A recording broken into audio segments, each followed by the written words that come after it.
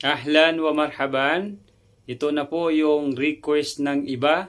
Ano raw sa Arabic ang mga oras o di kaya ang panahon. So magbibigay din ho tayo ng mga halimbawa para ho mas maging malinaw sa lahat.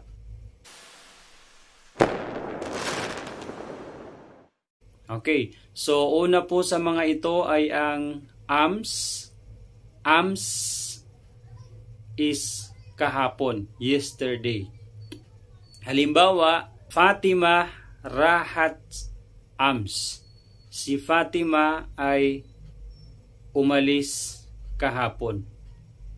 Pangalawa, yung salitang alhin at saka dahin. Pareho lang po yung ibig sabihin. Alhin or dahin is ngayon or now. Halimbawa, alhin ana waddi fulus Philippine. Ngayon, ako ay magpapadala ng pera sa Pilipinas.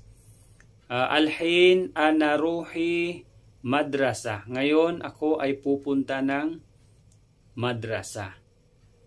Pangatlo, ang salitang bukra.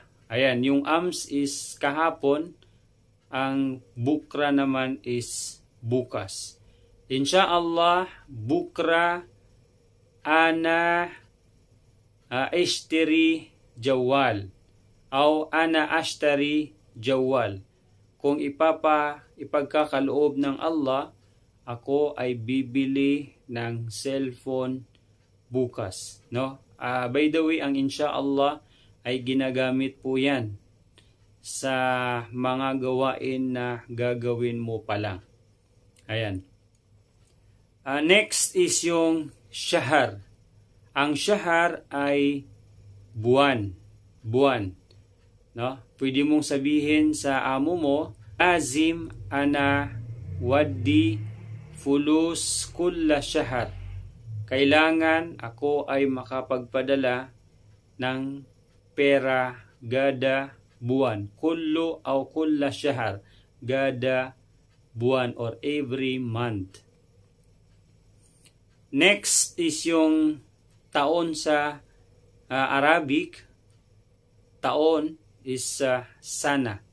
Sana.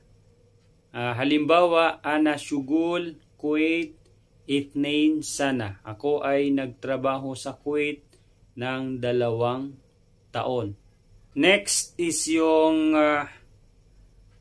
yom. Ang yom actually ay araw, pero pwede rin ho siyang ang ibig sabihin ay ngayong araw. Halimbawa, al-yom. Al-yom, ngayong araw. Ayan, ngayong araw. Yung dahin at saka alhin, ngayon. Pero pag sinabi mo al-yom, ngayong araw. Al-yom nadhab sawiyan. Ngayong araw, umalis tayo sabay-sabay. Sawa-sawa rohi. Madrasa insyaallah. Ngayong araw, sabay-sabay tayong pumunta ng school. Okay, next is usbu. Usbu is week. Kullu usbu ana shil ratib. Gada linggo kukunin ko ang aking sahod.